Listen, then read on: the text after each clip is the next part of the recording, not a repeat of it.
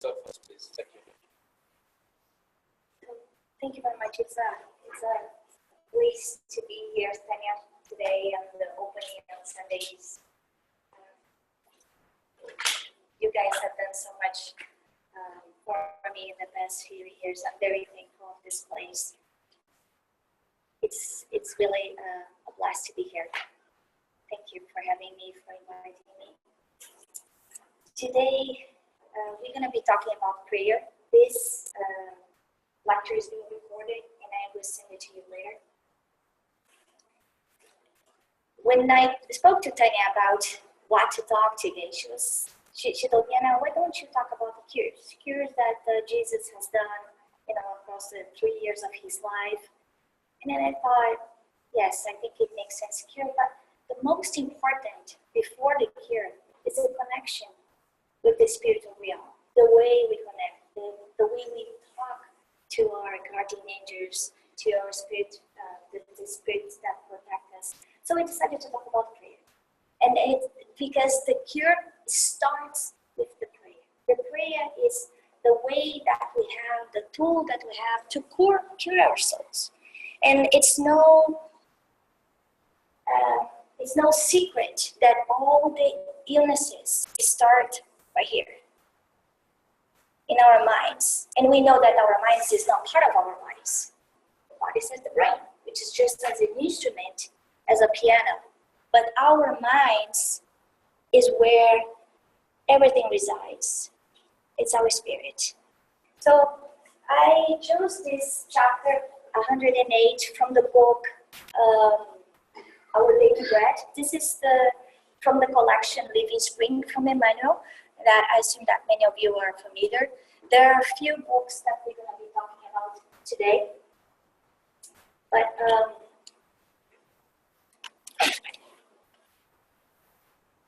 oops.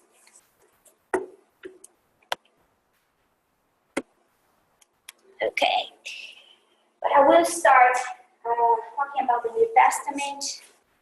What Emmanuel does in this series, the Living Spring series, is that he gets us a verse, a paragraph of the New Testament. And with those very few words, he develops into an entire chapter. And he's able to unveil a lot of the teachings that Jesus has given us. So we're going to look at the paragraph and then see what Emmanuel has to tell us. Then we'll talk a little bit about the power of prayer, how to pray, and I will give some examples from the books from André Luiz.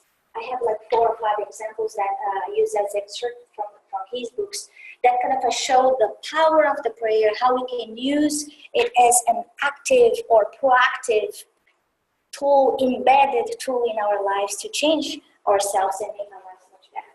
So this is the verse from Colossians from Paul. Devote yourself to prayer, being watchful and thankful. And it's interesting because when we think is that the first thing, watchful, what he's saying, be mentally alert. So when we are praying, we should not be thinking, okay, my cell is ringing. What's my next appointment? Oh, I like that dress. Oh, I'm hungry. What am I doing next? I'm going to run late. I need to leave this meeting maybe 15 minutes before. No, that doesn't work. The second thing is appreciate the benefits. Why? Because one that cannot be thankful cannot receive. And I think, unfortunately, many of us have the trend to always look what's missing, what I don't have. So we all here, we have the pleasure of this blast of knowing the Spiritist doctrine that can change our lives every day.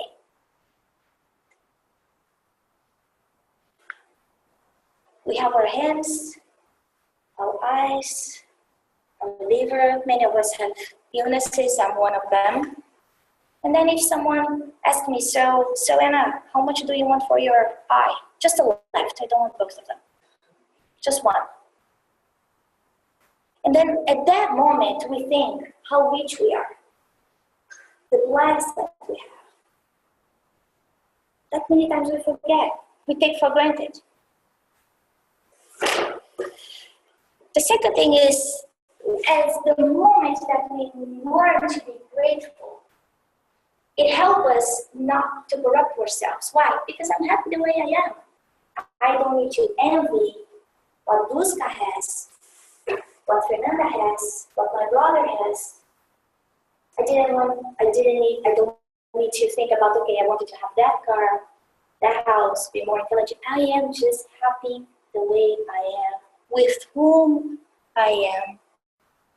With my hair, right, Duska? Which, how many times we look at the mirror and I think, oh my God, right? Or, what happened with the skin? What's happened? So we, instead of looking all the good things that we have, we keep looking at what has changed, what is missing, right? The other thing is that we need to keep praying. Why? Because the pray is kind of this connection between us and the superior spirits. Who do I want to hang out with? Good people or bad people? I am choosing every time. We have our own tribes here. We have our friends that kind of share the same type of knowledge, interests. For example, if I don't like dancing, which I don't, I will not hang out with people who will go dancing every Friday and Saturday and Sunday, and the only thing that they talk is about, dance type of music. But on the other hand, if I like yoga, what would I do? I would read books about meditation. I will attend yoga classes. I will buy yoga magazines. I don't know. The same thing happened mentally. So we have inside us our groups, our virtual groups, and we have that in life, and we're gonna talk about it. Like we do have our groups in Facebook, right? We have in Instagram. We have in Snapchat. We have spirituality as well. So who are the spirits that I'm hanging out with? Because if I am fighting all the time, if I'm complaining all the time, if I'm yelling, if I'm stealing, if I am lying, if I am gossiping, all this is the tribe that I'm hanging out with. The other thing is that we cannot say that we do not know this. We do have the acknowledgement of spiritual life and the interference in our lives. What are you going to do with that knowledge? Are we going to put in the pocket and decide to just use it on Sundays at 10 a.m. for 2 hours? Is that the decision we're going to do? Are we putting our life in a type of spiritual diet? Because we do, from a food perspective. The doctor tells us you cannot have sugar because of the inflammation. You need to exercise. Of course, some of us choose to do that, some of us just don't. But the same way that we have our spiritual or physical food diet, we need to have our spiritual diet as well. Monday and Wednesdays, I'm not gonna yell. Tuesdays and Thursdays, I'm not gonna fight.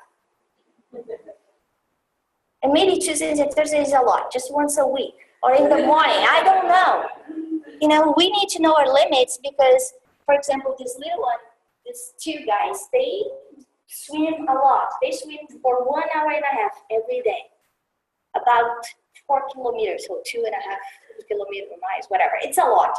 It's a lot. Just back and forth, back and forth. If I am invited to that swim team meeting, I will die in the first 15 minutes. So I need to know my limits. So if I fight every day, if I lose my temper, if I scream, I cannot say, from Monday on, I'm not doing this anymore. Because I will fail. And then I'll say, okay, I'm not good at all. Poor me. I'm so imperfect. Self-pity doesn't work. Doesn't work. Now, The moment that I keep praying, I am connecting. I am changing the vibration of my life. When I came here, Tanya said, Anna, it would be good if you could record the lecture, but we don't have internet. And I said, well, maybe we can get from my phone. Let's see if that works. Again, this is technology. The spirits are much more brighter than us. Do you think that they do not have that type of technology to connect people? So people will be listening to this lecture, from Kazakhstan, if they want to, 3 years from now. No space, no distance, no time. For the spirits, it's the same thing. The moment that I start praying, I am connecting with these beings anywhere that can fulfill my strength and help me in everything I need. But I need to connect. If I do not turn this little tiny thing here, this is not going to be recorded, and this is not going to be in the cloud. The other thing is that when we are more attentive in terms of what we are doing, we are more aware of our acts. Because we kind of are mirroring ourselves what we are doing. Okay, so we're open to listen to those good whispers in the back of our head, because we do get that. Like, oh, don't say that. Not worth it. How many times did you hear that? And then we say anyway. And then we're like, shoot, I did it again. But we heard that. We knew what was coming. And some of us that have mediumship, we not only will hear that, but we feel like part of the head kind of getting warm. So we know. They're telling us to do that. You're going to regret. And then we do. And we regret. But one thing that I thought that was interesting is that I was kind of searching. And again, I love how he goes into the purity of what Jesus was saying. And he goes to the source, which is the New Testament. So the Spiritism, the base is Jesus' teachings. So I started to look at other texts of the New Testament. Honestly, this took me 5 minutes. So it's not supposed to say this is the only places that we hear talking about being watchful, being thankful, and worshiping. Now, this is just the 5 minutes that I was doing just to see what type of correlation they would have, what type of message. I can assure you that if you look at this, you're going to see similar type of messages, just like what we saw Paul doing. On the other side, if we go to the dictionary, we see that this is Google help, okay? If you Google prayer, you're going to get this. The first thing that they say is the request for help. Okay, so the first thing is the help. Then, expression of things. So he doesn't say it's either or. He's saying, okay, so it's the help, the expression of thanks, or worship. So when we think about praying, we need to think about 3 things. What? Okay, I can ask. Who asks in the prayer? All the time. We need to remember to thank. Who thanks in the prayer all the time? Who worships? Because if I worship, for example, if we think about a little kid, not a teenager, a little one, that adores their parents, that see their parents as the superheroes, they worship them. And then, even with these kids, we put them in the car and say, okay, jump in. They don't ask where are you going, why we're doing this. They just go. They are absolutely sure that will make no harm to them, that we will take care of them. Not even think for 1 second. Okay, my mom, she's taking me, but she's going to take me. Oh my God, what's going to happen to me? No. Why? Because they trust us. So this is the worship.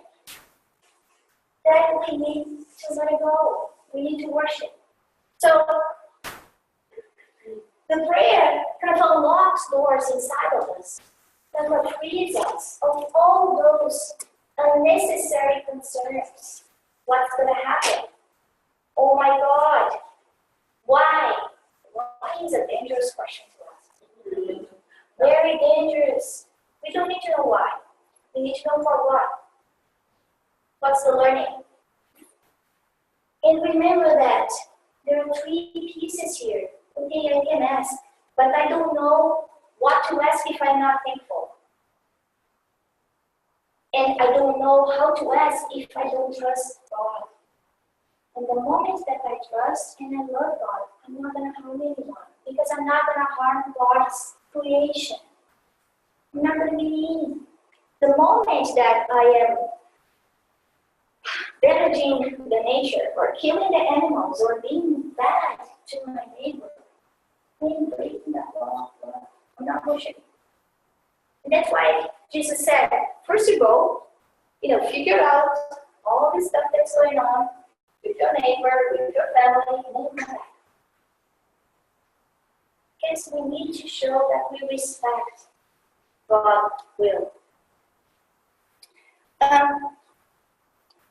There is this prayer that is very good. I'm sure that you all know that the serenity to accept things I cannot change, the courage to change things that I can, and we need to know the difference. Why?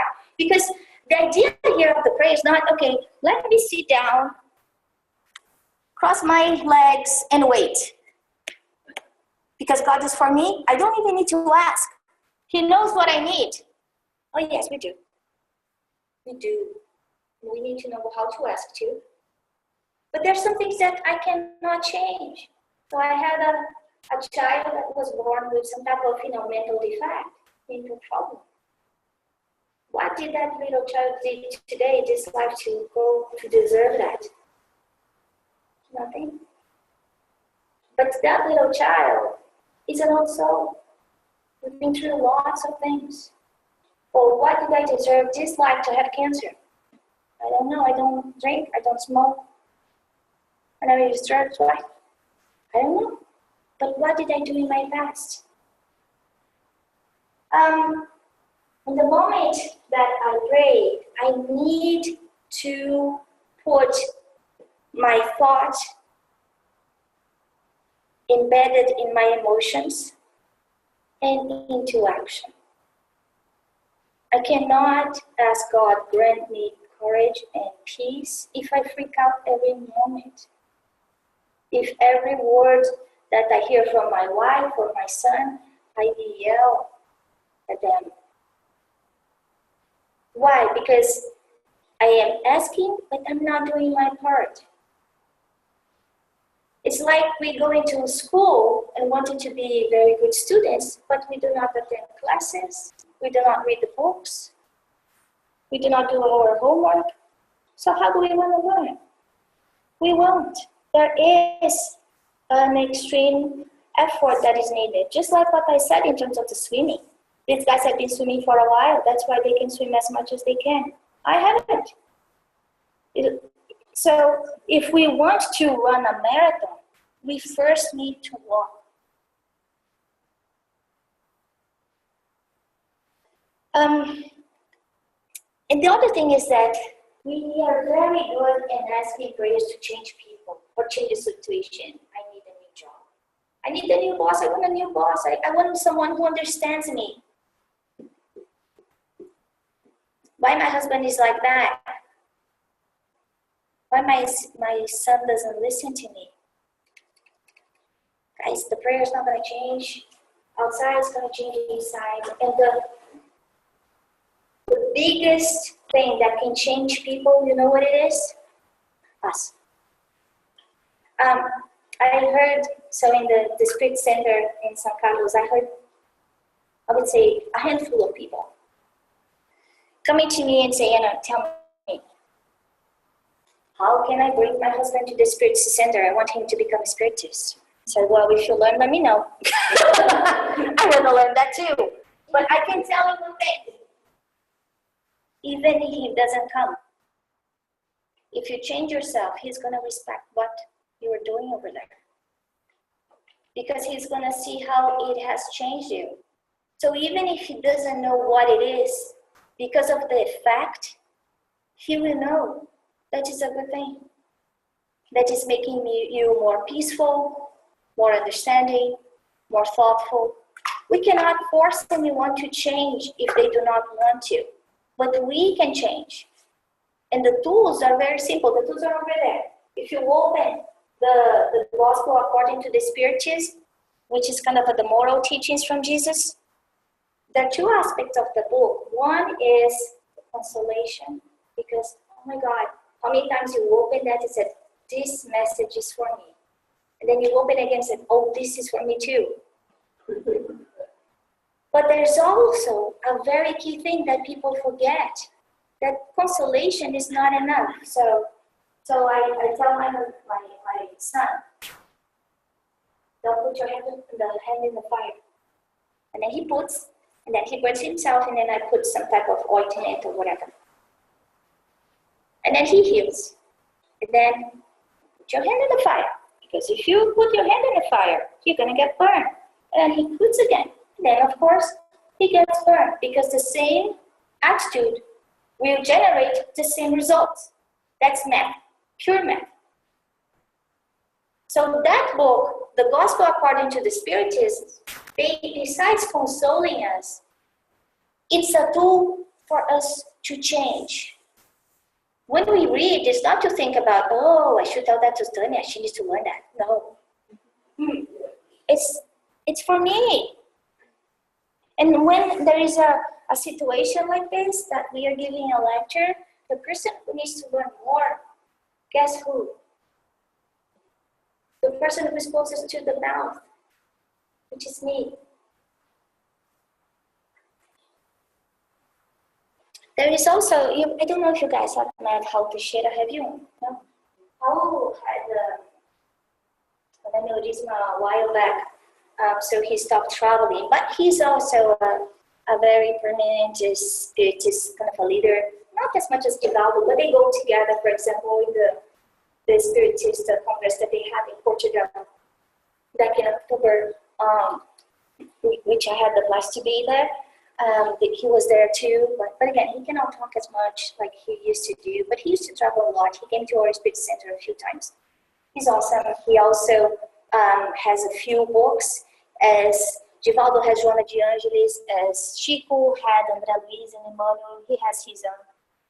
But anyway, he was basically saying this book they use, the vibration of the mind has the power to illuminate consciences, clear thoughts, bring solution to various problems initially difficult to solve. So I can look at prayer as something that can crack a difficult equation for me. I'm an engineer. So does it that what I mean? Yeah. It's a pretty powerful calculator.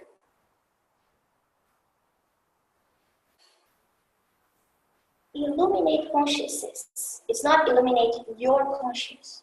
So that means that it can illuminate myself. But what happens when I turn on a light here? Does the lamp only illuminates me? No. If it's a 20 watts lamp, it's gonna be kind of a shadowy, little darkish space. But then, if I change the lamp to like the stadium, 49ers type of lamp, how many people can illuminate? So the thing, what he's trying to say here is that the prayer not only can change me, but can also help illuminate the other conscience. And we can walk better. Because one who is blind is going to fall. But how am I praying? How am I doing like this? Am I praying like a spoiled child? It's my way, God, or the highway? I want this. I want her to change now. I am done. If she doesn't change, I'm leaving. I'm sick of my illness. I'm not going to treat anymore. If you don't cure me, I'm not going to go to chemo. I'm not going to do anything. It sounds ridiculous. How many people have heard that? How many times have we done that? Am I being a child of just my kids that sit in the car and just let it go? Am I trusting God in a situation like this? No. The other thing is that I'm praying and I'm praying, I am screaming, I am crying, I am nervous. No.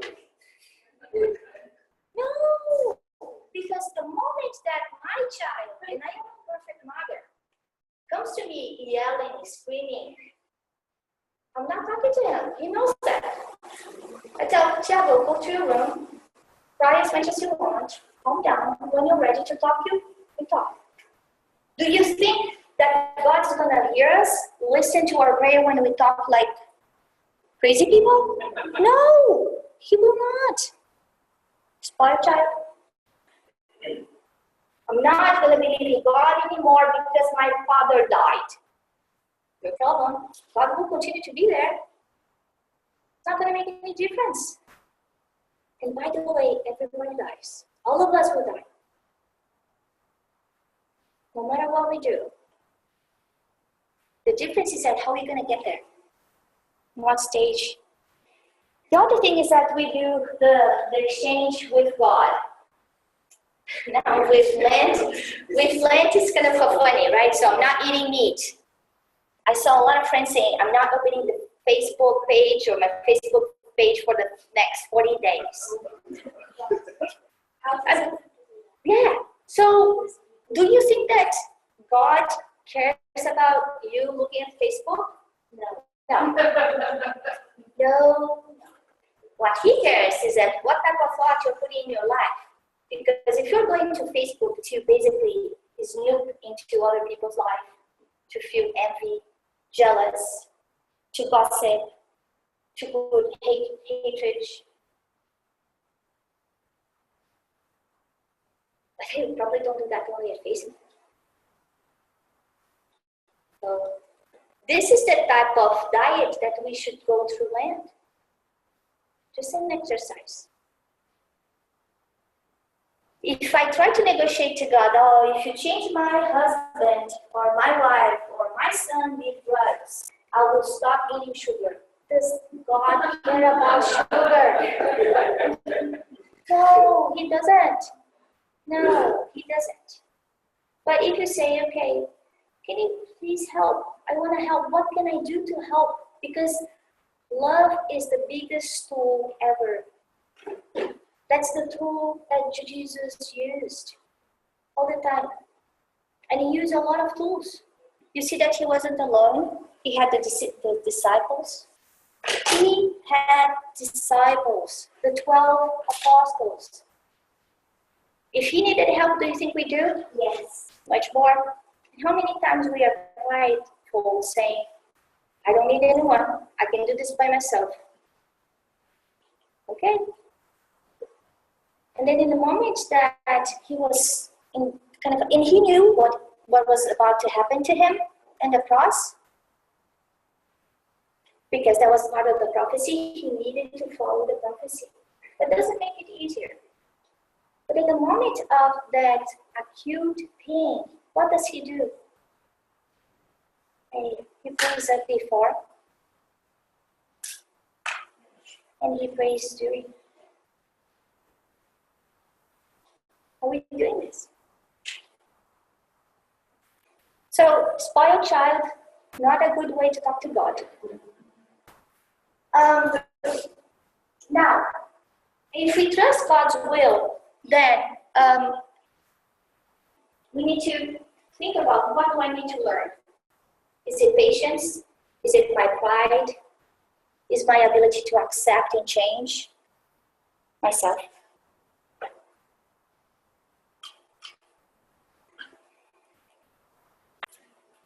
Remember that I'm not alone, ever. That, first of all, each one of us has a designated spirit that is better than us, more evolved than us, called the guardian spirit, the guardian angel. And that guy goes with us throughout incarnations. So if you think that your mother knows you, the guardian angel knows you much more. He knows you for centuries. Count on him. Ask for help. But you need to invite him to be close to you. If you don't invite, he's not going to hang around. And then, this attitude of humbleness and acceptance. Do not fight. Because when we fight into the situations, when we do not accept, they get much harder. I had a personal experience that, so the doctor told me that I had to change dramatically my diet about 1.5 years ago. And it was one of those situations, do you want to continue to walk, so change. So it was very hard. And I would say that I was thinking, okay, I'm gonna do this 1 week, like 1 day at a time. Okay? And then after 3 months, I was going to Brazil. And then for everyone who is Brazilian knows that part of the Brazilian happiness is what? And then when you're coming home, you sit there, pão de queijo, coffee, lots of, fruit juices, and those, delicious desserts. I cannot eat any one of that. So I started to think, how do I do this? So my doctor tells me, well, so you can do a thing, just put a piece of the dessert in your mouth, taste it and spit it. And then he goes, no, you cannot even do that. And I was like, okay. Then one thing that I know that helped me was that I started reading books, because I said, until I buy into this idea that I have to do this, it's not gonna work. Because it was just a matter of time for me to cheat on it. And then I started just studying. And I have to say that helped so much, because then I got into, and maybe that's kind of the scientific mind going back, understanding the reasons why it was asking me to do that. And what was the effect if I was kind of breaking the rules. So I think that's kind of the moment here, the point here. The more that we study those things, we understand the reason why we need to behave differently. Not because of the short-term life that we have here, that when is long is like 100 years, but is 100 years compared to eternity.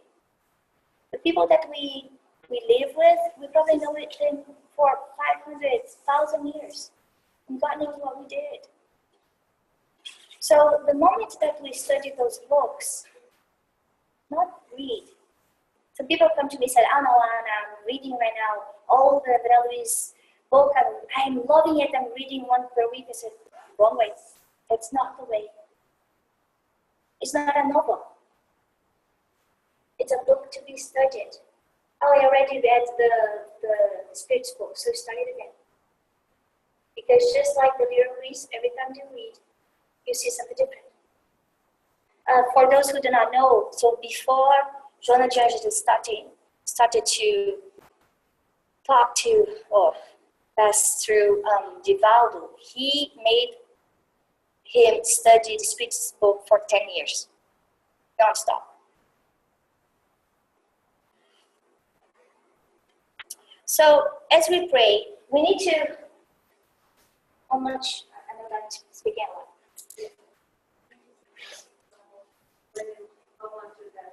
Okay, I will wrap up. As we pray, we need to remember the good things we have, but also the difficulties, because in many times that is through the pain that we learn, that we grow. And then look at these two sources of all the problems that we have, which is pride and selfishness. Every time that I'm prideful, every time that I'm selfish, that I'm thinking about myself instead of the collective group, wrong direction. And then the advantages of diversity. Every time that I'm put in a situation, a challenge, I need to learn something new. And that's a good thing, not a bad thing. And then look at how you are today compared to what you were 5 years ago. So another thing that I heard people coming to me and asking said, well, I feel just so frustrated because I look at Jesus and I'm so far away from it. It's like, Jesus is a model. He's the North Star. We need to be comparing ourselves how we were. How was Anna 1 year ago, 2 years ago? Oh, Anna would eat gluten, Anna would eat sugar, Anna would eat this and this. How is my discipline now? How do I feel from 1 year ago that I was doing that force and what I do right now? That's my choice. So this is the type of thing that we are talking about, kind of educating our minds to also validate how we are in the curve of, our own elevation. I thought that was interesting, and I'll probably just close with this, or I think I prepared too much. But I will close with this one, which is when Jesus asked, what's the kingdom of God like? He said, well, that is just a mustard seed, which a man took and planted into his garden. Grew became a tree, and the birds perched in its branches. So when we think about the kingdom of God, what is the kingdom of God? What is this garden? It's here, in my heart. It's not outside. It's not here on Brazilian Spiritual Healing. It's not on Joanna Spirit Society. It's not on Fidelis Spirit Society. It's here. It's inside me. And I was kind of interested the other day. I was talking to someone that was feeling pretty desperate, and then I asked her, so how is the garden in your heart? And she basically responded very angry and proudful to me. It's very dry. And what are you going to do about it? Because it's yours. Like if it is responsibility of other people to take care of her garden, well, it's not. So it's not my husband who's going to make me happy. It's not my son who's going to make me happy. It's not my wife who's going to make me happy. It's not my mother's responsibility to do everything I want. No. It's my responsibility. If I cannot make myself happy, no one will, no matter what.